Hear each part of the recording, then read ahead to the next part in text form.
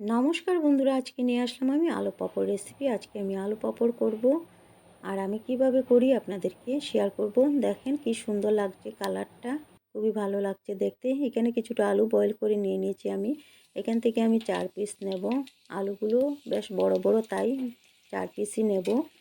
কড়াইতে আমি 5 ফোড়ন আর হিং দিয়ে 4 পিস আলু খোসা ফেলে দিয়ে দিয়েছি। আলুগুলো ভাজবো আমি। ভেঙে দিলাম, আলুগুলো ভেঙে ভেজে নিয়েছি। তারপর এখন নুন দিয়ে দিলাম। নুন দিয়ে দিলাম জিরার গুঁড়ো, হলুদ,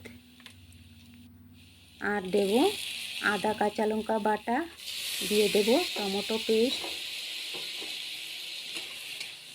দিয়ে ভেজে নেব খুব ভালো করে, যাতে এগুলো কাঁচা গন্ধ চলে যায়। এখন দিলাম গরম মশলা। গরম মশলাটা একসাথে দিয়ে দিলাম, দিয়ে খুব ভালো করে ভেজে নিলাম। দিয়ে দেব জল। জল দিয়ে খুব ভালো করে নাড়াচাড়া করে দিয়ে ফুটতে দেব। বেশি সময় লাগবে না, আলুটা বয়েল করে নিয়েছিলাম আমি প্রেসার কুকারে, তাই চট করে হয়ে যাবে। কিছুটা পাঁপড় ভেজে নিলাম।